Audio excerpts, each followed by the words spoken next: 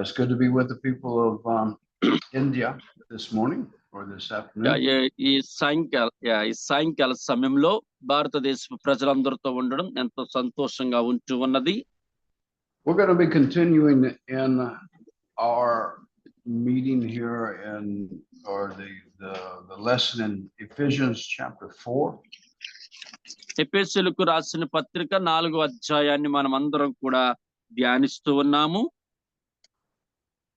Hang on just a minute, Jaya. There's something going on with this.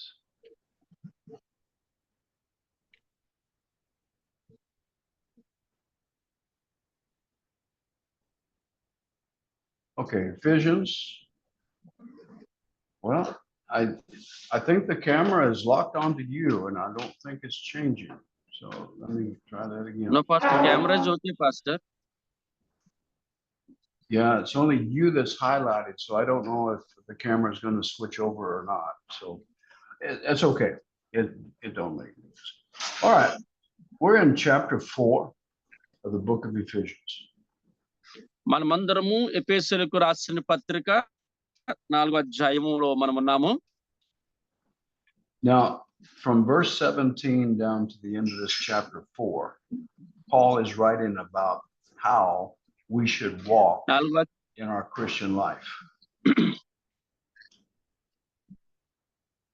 How we should 17వ వచనములో మనమందరం కూడా ధ్యానిస్తూ ఉన్నాము మన క్రైస్తవ యొక్క జీవితాన్ని ఎలా కొనసాగించాలి అనే వాటి యందు. Again, I want you to understand that he's not putting the law back onto us, but he's letting us know what it is that pleases God, and we should walk according to that way. మనము ఏదైతే అనుకుంటున్నామో వాటిని అనుసరించి నడుచుకున్న వారు చాలా మంది ఉంటూ ఉంటారు. We want to please God. మనము దేవుణ్ణి వెదికే వారిగా మనం అందరము ఉండాలి. We don't have to be instructed like the law that says do this and do this and do this, like obligation. ఎందుకోసం అంటే ధర్మశాస్త్రం చెప్తున్న రీతిగా ఇది మాత్రమే చెయ్యాలి అని బోధించినటువంటి రీతిగా ఉండాలండి. But what we find is Paul is exhorting the people. This is how you should live. పౌలు చెప్తున్న మాట ఏంటంటే ఇదండి క్రైస్తవ జీవితము అంటే అనే మాటను వివరిస్తూ ఉన్నాడు. All right, let's look at verse 17. 17వ వచనాన్ని చూద్దాం. So this I say and affirm together with the Lord, that you walk no longer just as the Gentiles also walk in the futility of their minds. కాబట్టి అన్యజనులు నడుచుకున్నట్లు మీరిక మీదట నడుచుకొనవలదని ప్రభువునందు సాక్ష్యమిచ్చుచున్నాను. I don't want any confusion here on your part.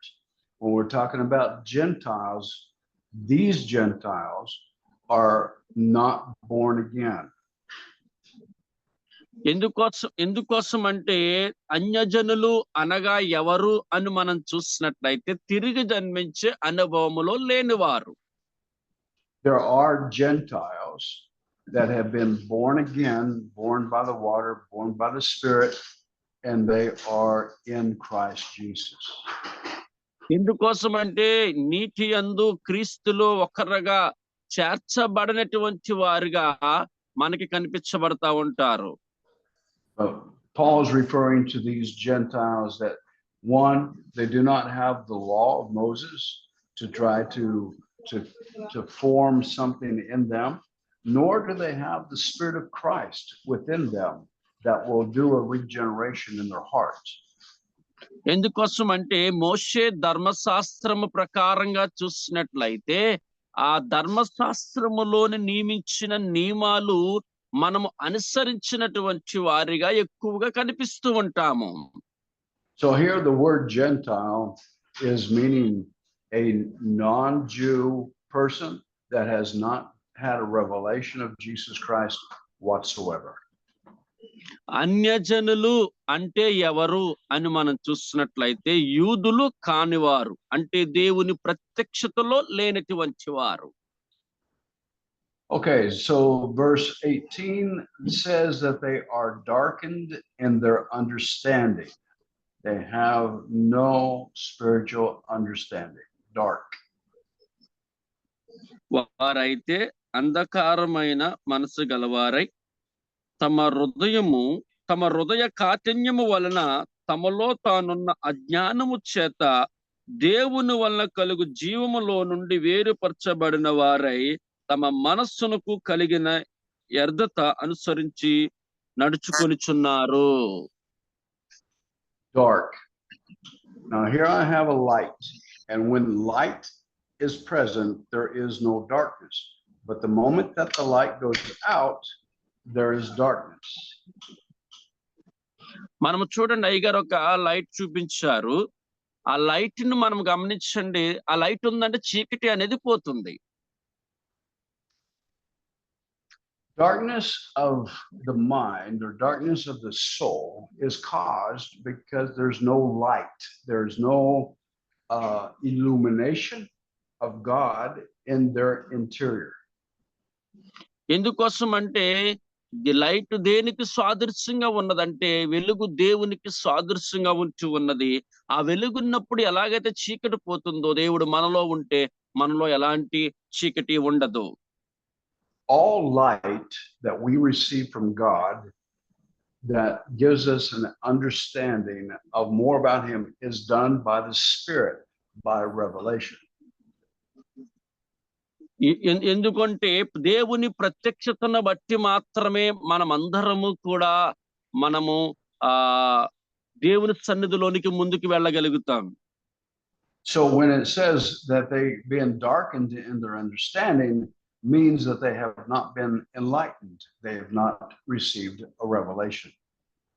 మనం ఒక వెలుగుని గురించి ఎలాగైతే అర్థం చేసుకోగలుగుతూ ఉన్నామో అలాగే దేవుని గురించి అర్థం చేసుకోవాలంటే దేవుని ప్రత్యక్షత అనేది మనకు చాలా అవసరమై ఉన్నది. And it goes on to say they are excluded from the life of God because of the ignorance that is in them, because of the hardness of their hearts. ఎందుకోసం అంటే జీవములో నుండి వేరుపరచబడిన వారే తమ మనస్సునకు కలిగిన యథార్థతను అనుసరించి నడుచుకొనుచున్నారు. So now if we look at that verse closely, because of no revelation, they do not have the life of God in them that will cause them to be regenerated or to be transformed. ఎందుకోసం అంటే మనమందరము కూడా రూపాంతరములోనికి చెందాలి అంటే దేవుని ప్రత్యక్షత లేకుండా దేవునిలోనికి రూపాంతరం చెందలేము. They have a hard heart, a ground that is so hard that without a supernatural intervention, they will not understand.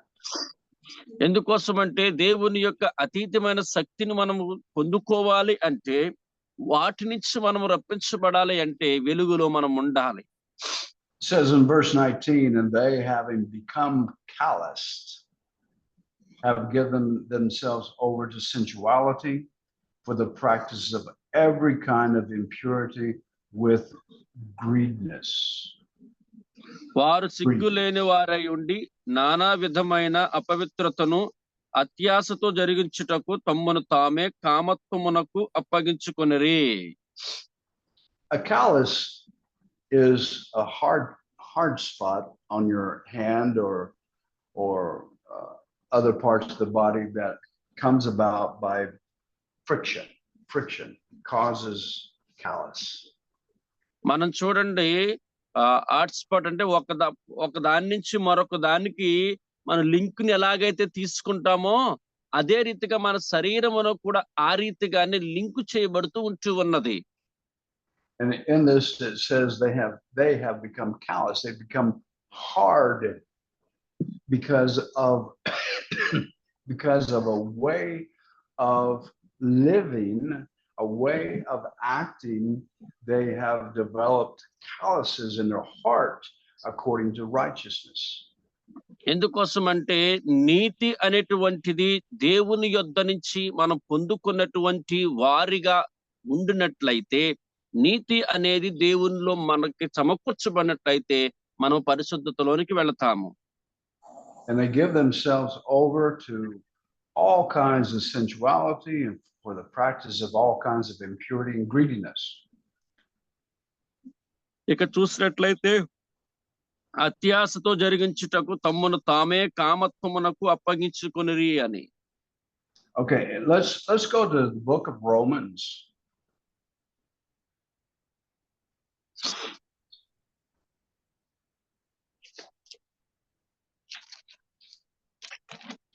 Romans chapter 1.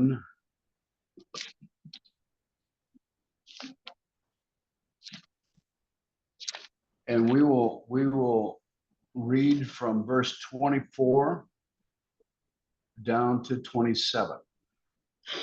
దయచేసి రోమిలకు రాసిన పత్రిక 1వ అధ్యాయము 24వ వచనం నుండి 27వ వచనం వరకు నుండి. Pastor, can I read, Go Pastor?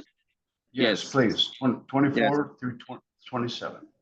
Yes, Pastor. ఈ హేతువు చేత వారు తమ హృదయముల దురాశలను అనుసరించి తమ శరీరములను పరస్పరము అవమానపరుచుకొనినట్లు దేవుడు వారిని అపవిత్రతకు అప్పగించెను.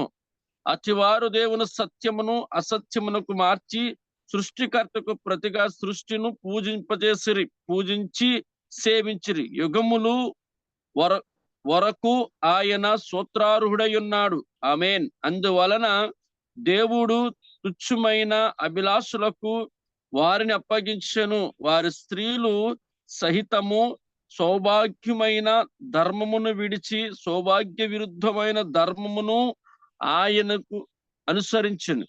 అటువలే పురుషులు కూడా స్త్రీ యొక్క సౌభాగ్యమైన ధర్మమును విడిచి పురుషులు అవాంఛమైనది చేయుచు తమ తప్పిదమునకు తగిన ప్రతిఫలము పొందుచు ఒకరి ఎడల ఒకరు కామత్వులైరి.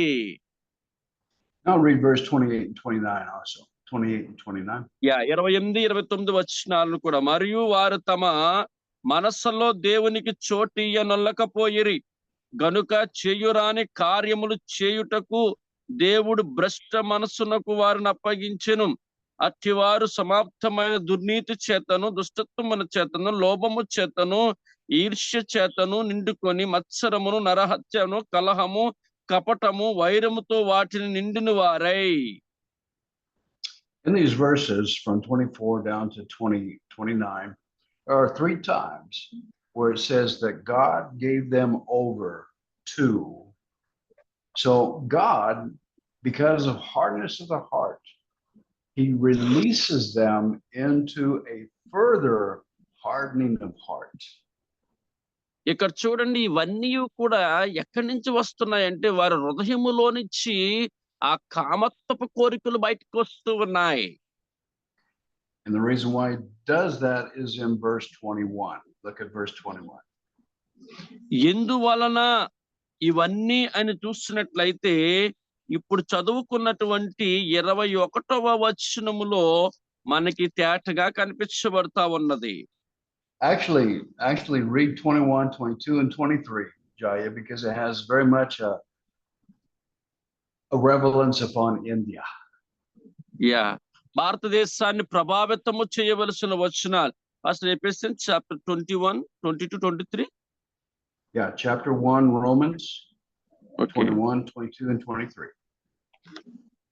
ఆ రోమీలకు రాసిన పత్రిక 1వ అధ్యాయము 21, 22, 23. మరియు వారు దేవుని ఎరిగియు ఆయనను దేవునిగా మహిమపరచులేదు, కృతజ్ఞతాస్తుతులు చెల్లించి పనులేదు గాని తమ వారు వలయందు వ్యర్థులైరి.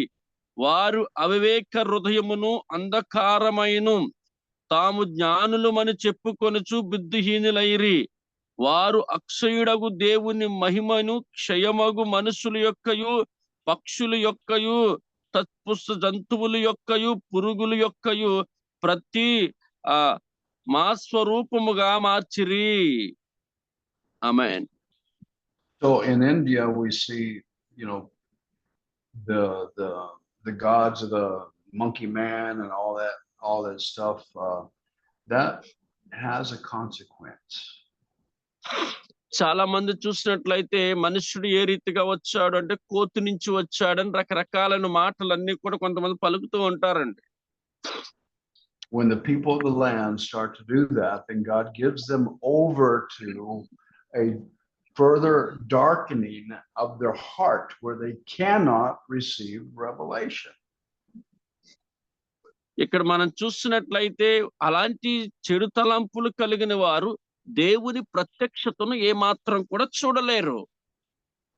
It is so important for the Christians of India to totally abandon that culture.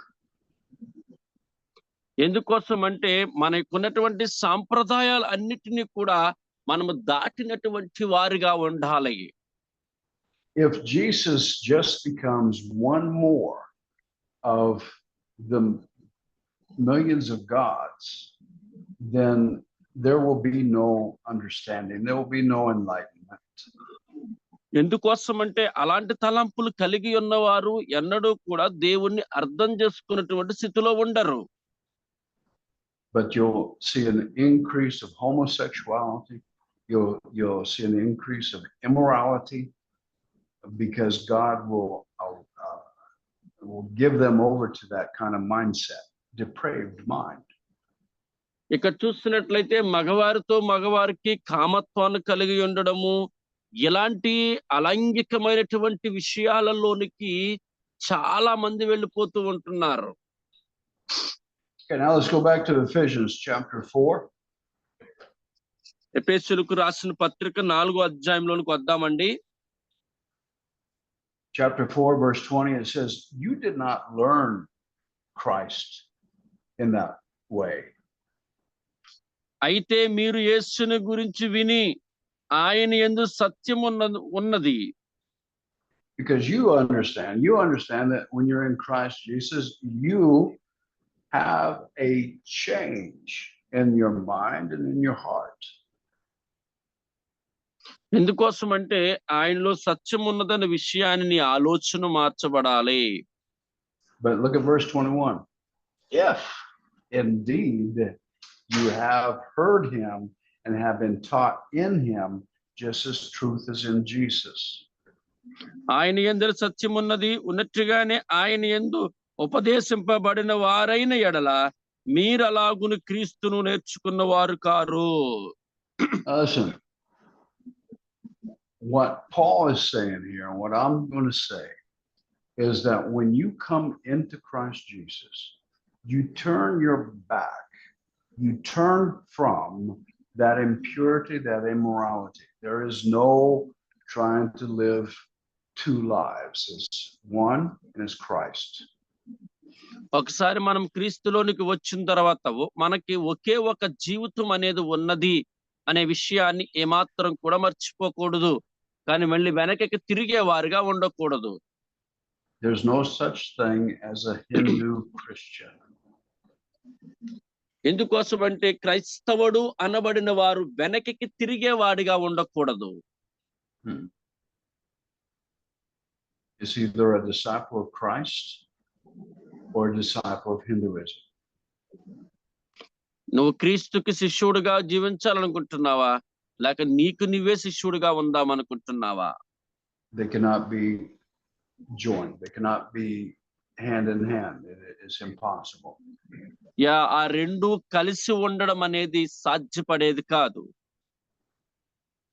Verse 22.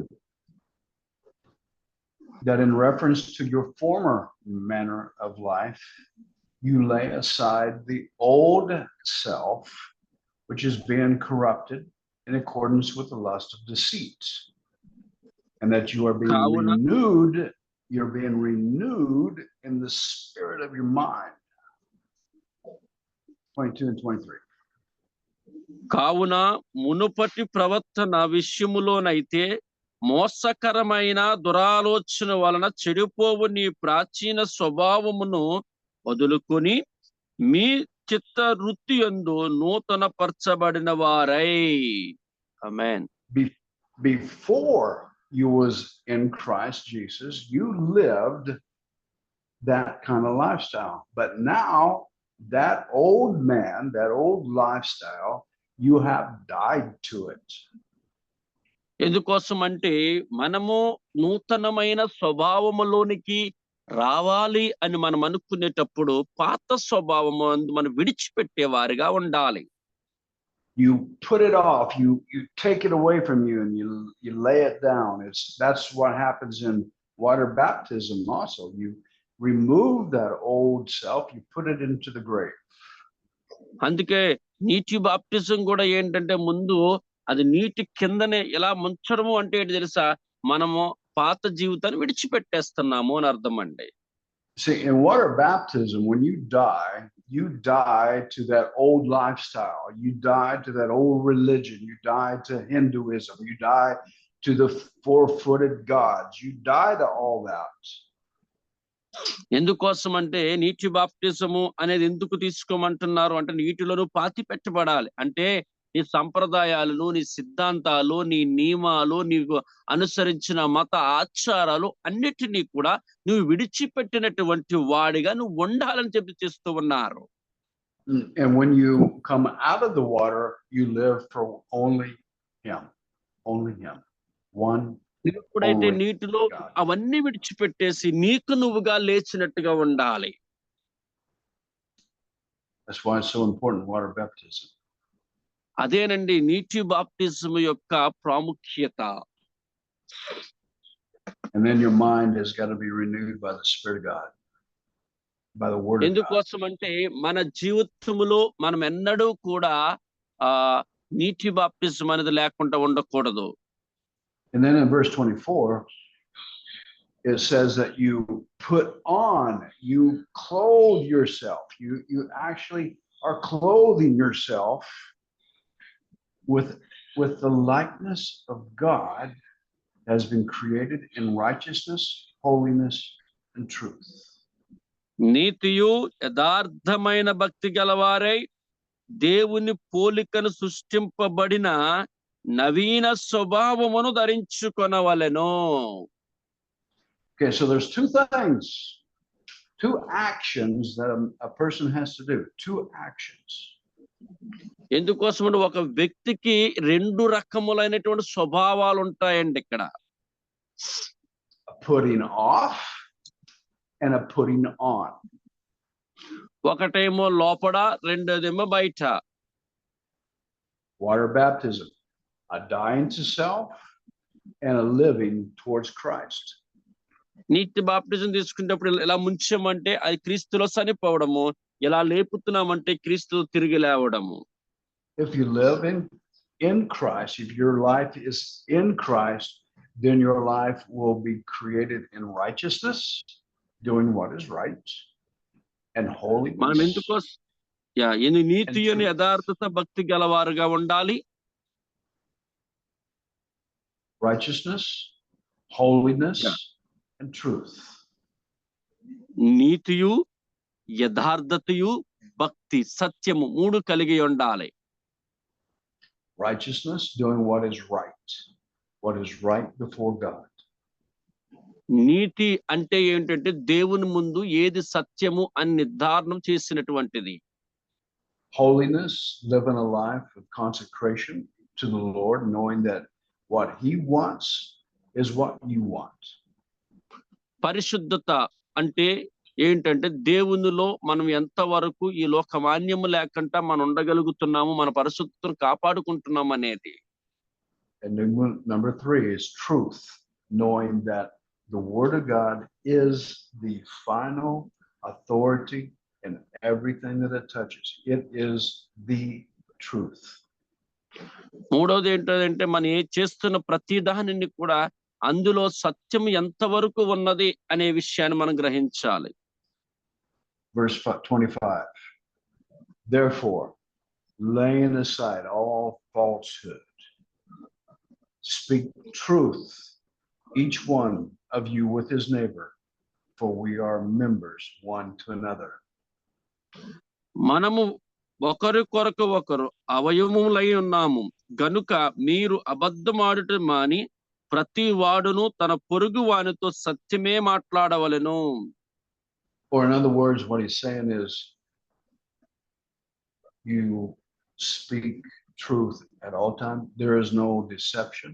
There is no lying on your part. You speak truth with your brothers in Christ or with anyone. ఇక్కడ మనం చూస్తున్నట్లయితే మన సహోదరులతో గాని మన బంధుమిత్రులతో గాని మనవారు అన్న వారితో ఎవరితో కూడా మనం అబద్ధము ఆడకూడదు అనే మాట ఇక్కడ ఎక్కువగా తెలియచేయబడుతూ ఉన్నది. Any questions up to this point? ఏదైనా ప్రశ్న ఉన్నాయండి ఈ 25వ వచనం వరకు మీరు ఏదైనా? Any questions? Any questions? ఏదైనా క్వశ్చన్స్ ఉన్నాయా? అడగండి, ఏదైనా ప్రశ్నలు ఉన్నాయండి ఎవరికైనా?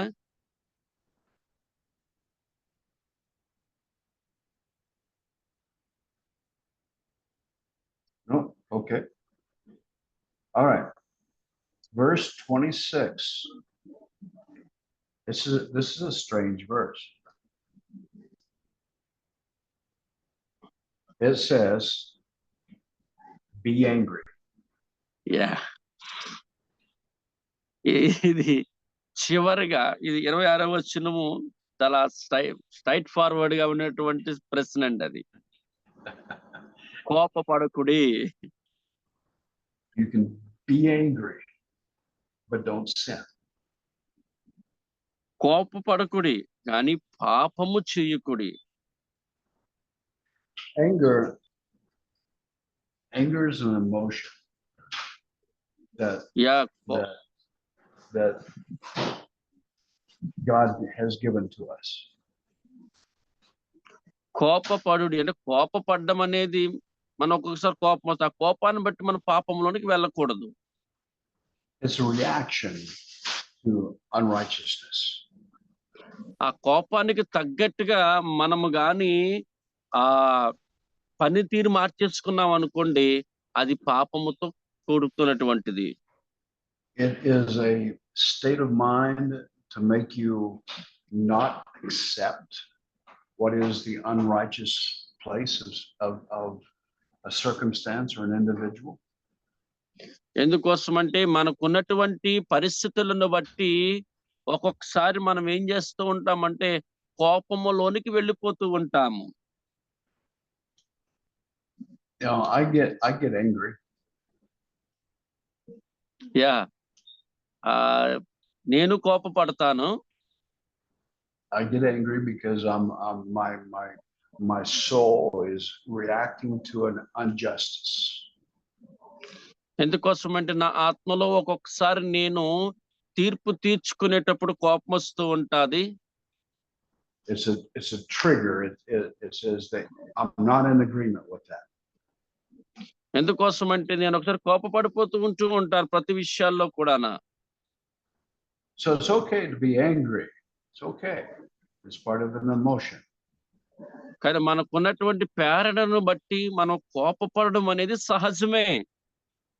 But it goes on to say, and sin not. Do not sin because of anger. ఆ కోపాన్ని బట్టి మనము పాపము చేసే వారిగా ఉండకూడదు. All right. So let me ask you a question. How can you sin through anger? How can anger cause you to sin? What are some of the manifestations of sinning through anger? Someone? ఎవరైనా చెప్తారని కోపము వలన పాపము చేయడం ఎలాగా అనే విషయాన్ని కోసము మనం ఎవరైనా దయచేసి అందరూ వింటున్న వారు ఎవరైనా చెప్పగలరండి? To verbally or physically hurt the person that has offended you, or to react in a erratic way in a situation when you're angry and you just sort of start throwing things or hurting a person or something like that, right? That's right. That's right. Go ahead, Jay. జిని అమ్మగారు చెప్తున్న రీతిగా మనకున్న పరిస్థితిని బట్టి ఒక్కొక్కసారి కోపం వచ్చేటప్పుడు అందులోనికి మనము పడిపోయినటువంటి వారుగా ఉంటూ ఉంటాం. Pastor, Okay. can I give answer? Yes. Another answer. Because of angry taking a wrong decisions. Yes.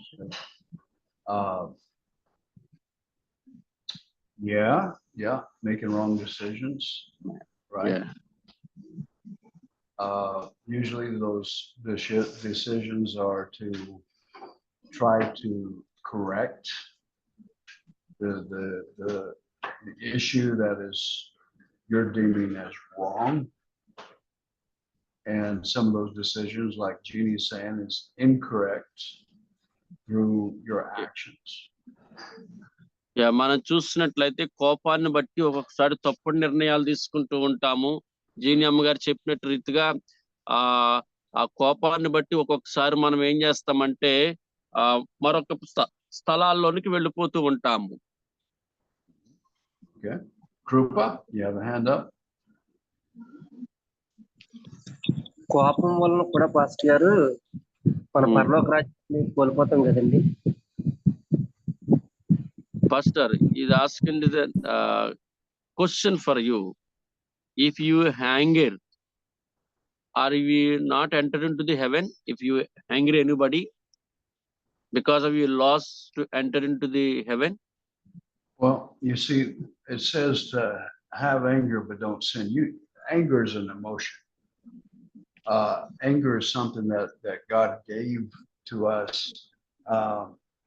Well, actually, no, I can't say that.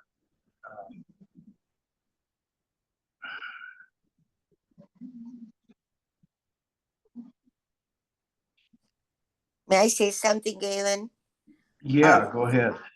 Do you think that anger is one of the emotions that could have come up after the fall of Adam and Eve? Do you think that before the fall, I don't think there was anger in them? That's exactly what I'm thinking. So that's why I'm correcting myself. It is not a God-given emotion. It is an emotion came about from the knowledge of good and evil. Mm-hmm.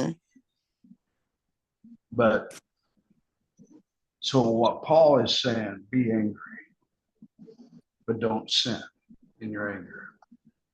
పౌలు చెప్తున్నాడు ఎందుకోసం అంటే కోపపడుడి కానీ పాపము చెయ్యకుడి అనే మాటలు తెలియచేస్తున్నాడు.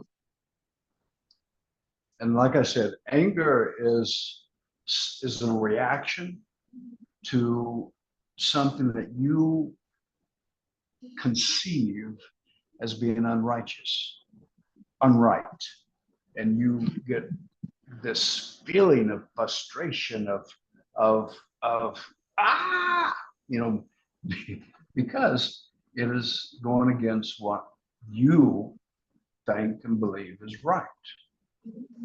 ఎందుకోసం అంటే ఒక్కొక్క సందర్భంలో మనం ఏం చేస్తామో కోపాన్ని బట్టి మన నిరుత్సాహపడిపోయి కొన్ని విషయాల్లో మనము పడిపోతూ ఉంటాము. It has to be controlled.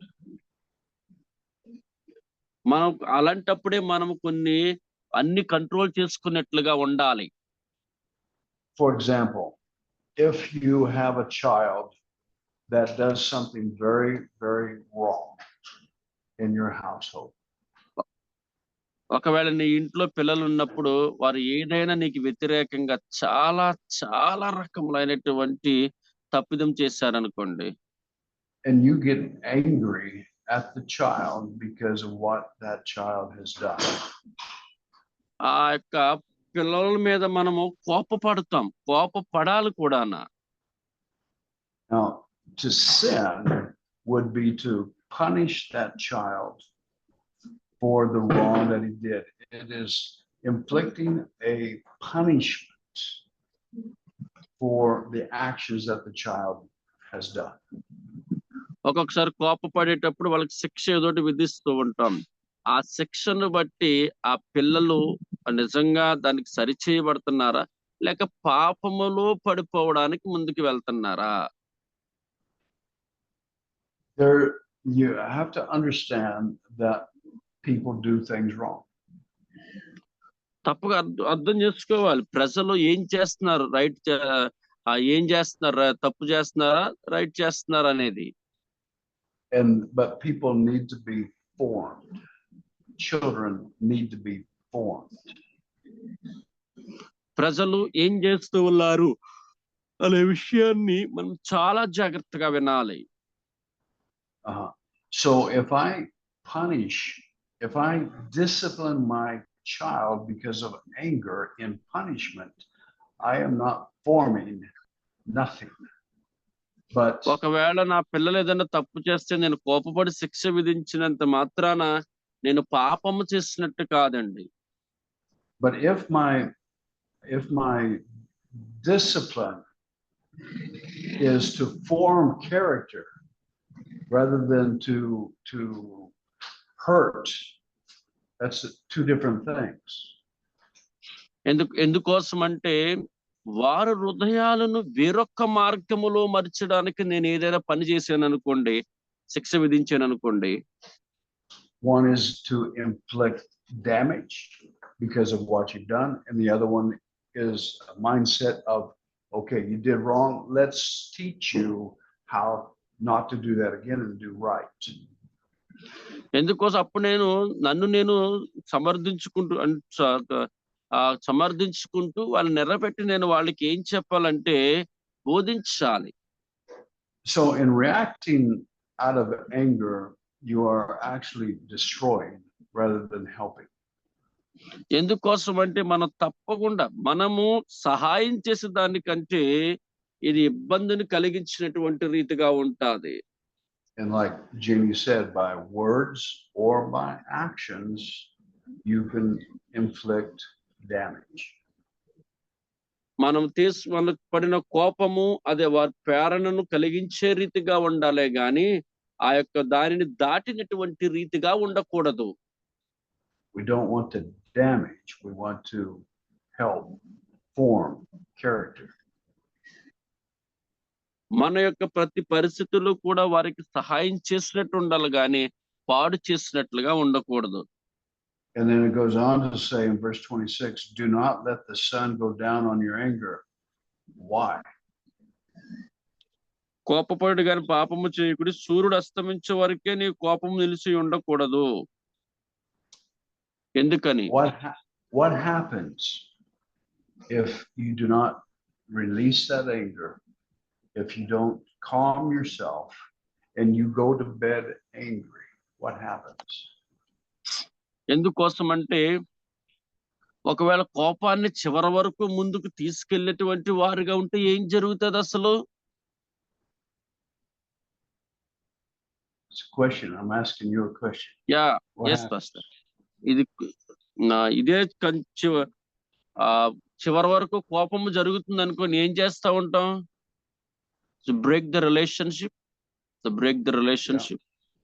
Yeah, look at verse 27. Look at verse 27, the very next verse. 27వ వచనాన్ని చదువుదామండి ఒకసారి. Do not give the devil an opportunity. Yeah. అపవాదికి చోటియ్యకుడి. So anger, when it's not dealt with, when it's not calmed, when it's not released, if you go to bed, what happens is that anger will actually increase and the devil will take advantage of it. And all of a sudden thoughts will come into your mind that are not right, but he is placing those thoughts in a mind that is full of anger, and it is given place to deception. అపవాదికి చోటిచ్చామనుకోండి, అది మనలోనికి వచ్చేసి మన ఆలోచనను పట్టుకుంటది, మన నడవడికను పట్టుకుంటది, మన చూపుని పట్టుకుంటది, మన మాటను పట్టుకుంటది, మన సమస్త వాటి అన్నిటిని కూడా పట్టుకోవడానికి ప్రయత్నం చేస్తూ ఉంటాది. Your mind will start creating thoughts that are not right, because the base of it is out of anger, and the devil will use it in deception. ఎందుకోసం అంటే గమనించండి, మనం తప్పకుండా ఆ సాతానికి చోటిచ్చినట్లయితే మనం తప్పక పాపంలో పడిపోతామని నేను తెలియజేస్తా ఉంటాను. Can someone give me an illustration, some kind of a story that could tell or illustrate how what could happen? ఎందుకోసం అంటే ఏదైనా జరుగుతుంది అని మనం అనుకున్నట్లయితే అది ఎలా సాధ్యమవుతూ ఉంటుందో ఒకసారి మనం గ్రహించాలి. Anyone? ఎవరైనా చెప్పగలరండి దీనికి సంబంధించింది? Well, all those thoughts that you're think the person is thinking, like the devil, like you say, takes advantage of that, and that person is thinking maybe how to get even, how to hurt the person. Of course, you're not going to get any sleep, and then if you die, that's a question I was going to ask you, Galen. If you're a born again Christian, but you let that anger take control, and you die during the night, are you forgiven? I mean, what happens to the soul? You want to translate? మనం ఒకవేళ అపవాదికి చోటిచ్చేటప్పుడు మన ఆలోచనల మీద గాని దాని ప్రభావితము చెందినట్లయితే మన ఆలోచనలు బట్టే మనం అనేక మందిని ప్రభావితం చేసేస్తాం తప్పుడు మార్గం గుండా నడవడానికి. మరి అలాంటప్పుడు అది మనము పాపములోను ముందుకు వెళ్ళినట్లే జరుగుతుంది.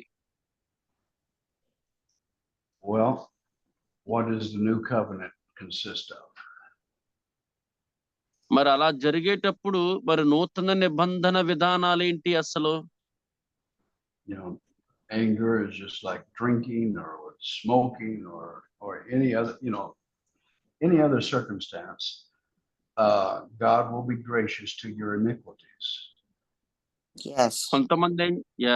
కొంతమంది ఏం చేస్తారంటే కోపం రాగానే స్మోకింగ్ చేసేస్తా ఉంటారు. పరిస్థితిని బట్టి కొంతమంది మత్తు పానీయాలు తీసేసుకుంటూ ఉంటారు.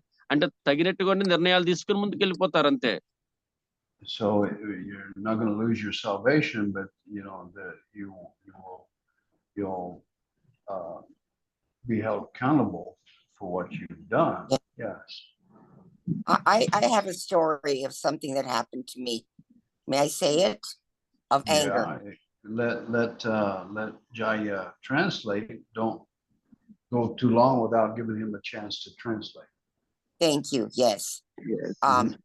My husband and I, this was many years ago. Go ahead, Jaya. Many years ago. చాలా కాలం క్రితము నేను నా భర్త కూడా కొన్ని విషయాలలో ముందుకు వెళుతూ ఉన్నప్పుడు my husband and I had a fight. We had a big argument before we went to bed. మేము రూమ్ లో ఉండేటప్పుడు చాలా పెద్ద మా ఇద్దరి మధ్య వాదన జరిగిపోయేదండి. And we both, well, I especially let the sun go down on my anger. నాకు ఎంత కోపం వచ్చిందంటే ఆ కోపంతో ఏం చెయ్యాలో తెలియనటువంటి పరిస్థితి నాకు వచ్చేసింది. So I went to the living room to sleep on the sofa. నేను ఆ పడుకునేటువంటి రూమ్ లోంచి బయటకు వచ్చేసి నేను సోఫాలో నిద్రపోయాను. And like Galen said, all these thoughts came in my mind of what he said to me, and I was getting even angrier. Pastor Galen గారు చెప్పినటువంటి రీతిగా నా కోపం వచ్చేటప్పుడు ఏం చెయ్యకూడదని చెప్పి అవన్నీ అక్కడ నేను చేశాను. And I'm very ashamed to say this, but I went and got I drank 2 shots of whiskey. I was so angry that I went and drank 2 shots of whiskey. నేను ఆ కోపాన్ని బట్టి ఆ సమయంలోనే నేను ఏం చేసి ఉంటానో కూడా అది తెలియనటువంటి పరిస్థితుల్లో నేను కూడా మత్తును స్వీకరించే దానిలాగా మారిపోయాను. But the Lord convicted me, and I repented, and then the next day my husband and I forgave each other, and you know, it was okay. But I was like that the whole night. Like you said, Galen, I got even angrier.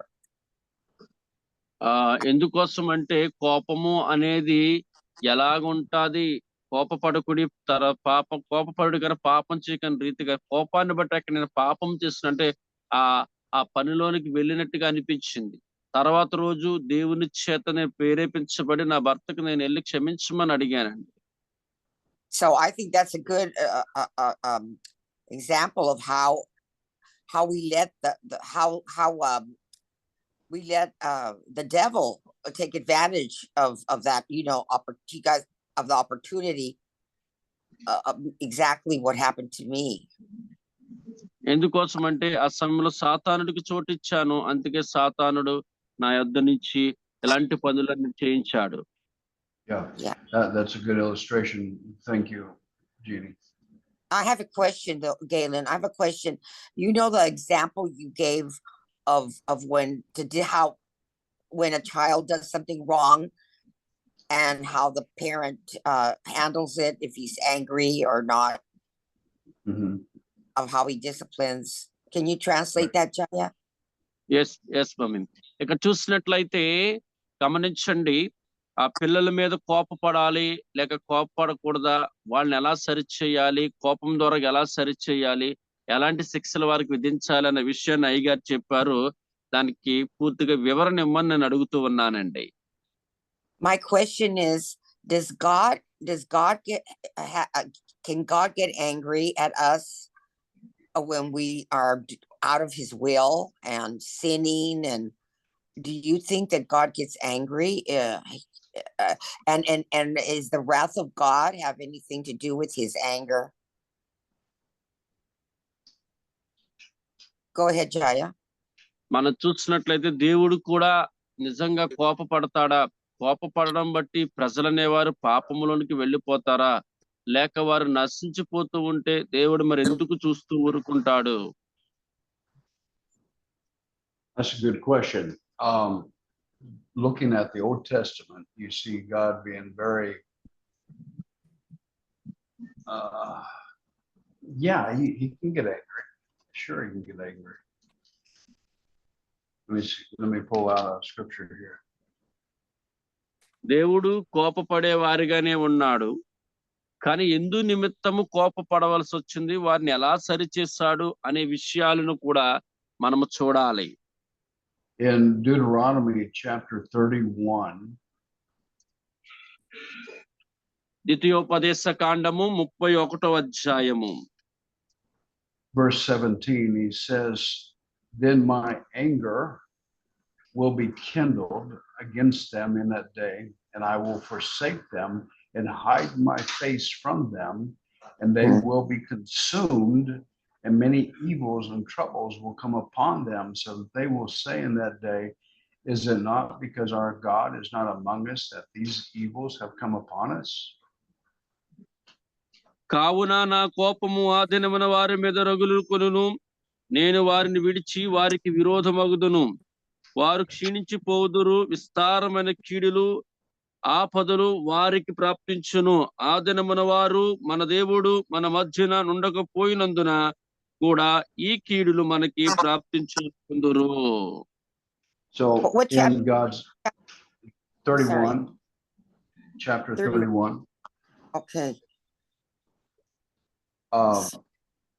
Verse 17. Yeah, verse 17. 31:17. Yes. So